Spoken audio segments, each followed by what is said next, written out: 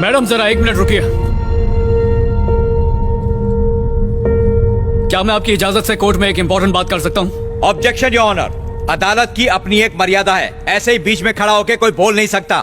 Sit down please. Objection overruled. आप कौन हैं? उन लोगों को सजा मिलनी चाहिए जिन्होंने उस लड़की को उकसाया। वकील साहब ने अभी कहा। मैं जानता हूँ वो लोग कौन है, इसलिए मैं कोर्ट में अपनी बात रखना चाहता हूँ। मैडम क्या बोलेगा ये?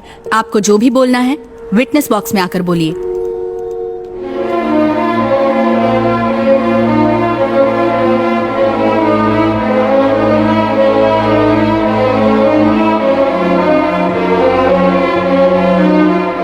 उस लड़की को केस फाइल करने के लिए किसने उकसाया?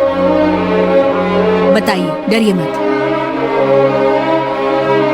एक सुनहरे भविष्य का सपना लेके दूसरे स्टेट से आई वैशाली का यहाँ बेरहमी से कत्ल कर दिया गया और मरने के बाद भी उसके चरित्र पर कीचड़ उछाला जा रहा है। इस बात ने उस लड़की को उकसाया। बेटी को डॉक्टर के कोट में देखने के बजाय सफेद कफन में लिपटा देखा तो उसके माँ बाप जीते जी मर गए। इस बात ने उस लड़की को उकसाया। अपना घर खेत सब कुछ गिरवी रखने के बाद भी जब आपको ऐसे कॉलेज में एडमिशन मिलता है जहां से फैसिलिटीज के नाम पे झूठी और फर्जी तस्वीरें होती हैं, तो हजारों स्टूडेंट्स बेचारे या तो आत्महत्या करने की सोचते हैं या फिर मजबूरी में कोई गलत कदम उठाते हैं। इस बात ने उस लड़की को उकसाया।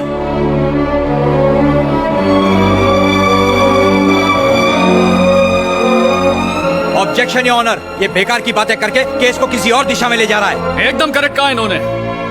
केस को सही दिशा में ले जाने की कोशिश कर रहा हूं मैं। आप कंटिन्यू कीजिए। मदुराई के एक स्कूल में गलती से एक दिन भयंकर आग लग गई। बाहर न निकल पाने की वजह से बेचारे 100 से ज्यादा मासूम बच्चे आग का शिकार हुए और झुलसकर वहीं मर गए। उस हादसे के बाद देश भर की स्कूल्स की मरम्मत कराने के लिए गवर्नमेंट ऑफिसर्स ने एक जबरदस्त मुहिम छेड़ दी ताकि सबको लगे कि उन्हें बच्चों की बहुत परवाह है। चेन्नई के एक छोटे से इलाके में एक माँ ने जब अपने 5 साल के बच्चे को स्कूल बस में स्कूल भेजा तो उसे इस बात का अंदाजा नहीं था कि 5 मिनट बाद उसका बच्चा टायर और बस की बॉडी के बीच में बने फासले में आके मर जाएगा। उसके बाद क्या हुआ? वही बेकार की दलीलें और खाना पूर्ति। देश भर की स्कूल बस वैन को चेक किया गया ये देखने के लिए कि उसका ब्रेक ठीक से लगता है या नहीं। बस यही करके हमारे सरकारी बाबू घर चले गए। ऐसा ही कुछ कोयम्बतूर में भी हुआ, बिल्कुल ऐसा ही।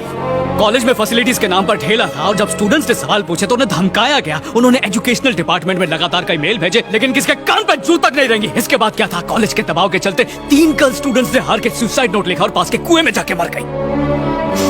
और ये सब होने के बाद कॉलेज में इन्वेस्टिगेशन हुई और वहां के स्टूडेंट्स को बेहतर फैसिलिटीज वाली जगह पर शिफ्ट कर दिया गया। प्लीज आप मुझे एक बात समझाइए, मुझे तो समझ में नहीं आता कि जिन सरकारी अफसरों की आत्मा ऐसे हादसों के बाद जागती है, ऐसे सोए हुए जमीर वालों की मौत सॉरी वो पहले कुछ क्यों नहीं करते? Objection your honour. इन बातों से इस केस का क्या लेना देना है? नाता है, ये बिल्कुल नाता है। नाता है क्योंकि इस शहर में बिल्कुल ऐसा ही हुआ है। अपने घटिया कॉलेज की पोल खुलने से बचाने के लिए एक मासूम होनहार लड़की की बलि चढ़ा दी।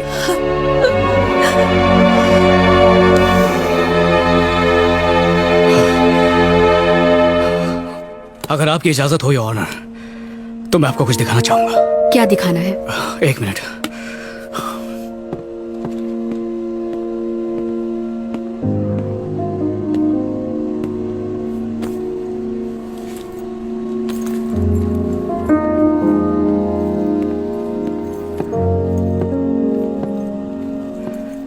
इसी बैग में ये बेचारे कॉलेज की फीस भर के लाए थे इस उम्मीद में कि उनकी बेटी एक दिन यहां से डॉक्टर बन के निकलेगी। आप जानती हैं अब इस बैग में क्या है?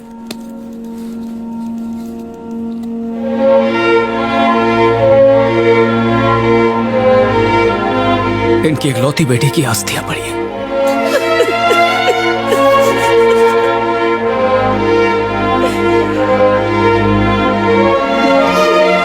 अब बस वो इतना चाहता है कि उनकी बेटी को इंसाफ मिल जाए ताकि कॉलेज के पास वाली नदी में वो इसे विसर्जित कर सके।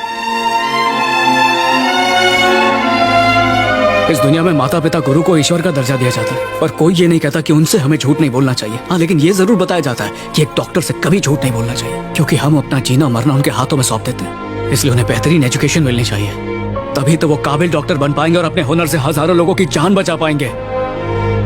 बात सिर्फ एक वैशाली की नहीं है जिसे इस शहर में मार दिया गया, ना सिर्फ उस कॉलेज की है जो सबको धोखा दे रहा है, बल्कि देश भर में ये केस उन लाखों स्टूडेंट से जुड़ा है जो भविष्य में डॉक्टर बनने का सपना देखते हैं।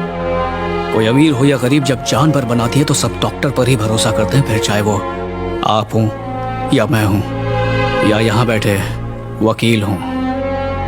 इसलिए इसे समाज के लिए एक चेतावनी समझिए और प्लीज मुझे 1 हफ्ते की मोहलत दीजिए ताकि मैं उन सारे सबूतों को कोर्ट में पेश कर सकूं जिन्हें जानबूझकर छुपाया जा रहा है। Objection your honour. झूठी सहानुभूति हासिल करने के लिए इसने कोर्ट में ये सारी फिजूल की बातें की हैं। ये बातें फिजूल नहीं है, सही फैसला लेना कोर्ट की जिम्मेदारी है। बैठिए। मैं आपको एक बात बताना चाहता हूँ। मैंने कहा बैठिए।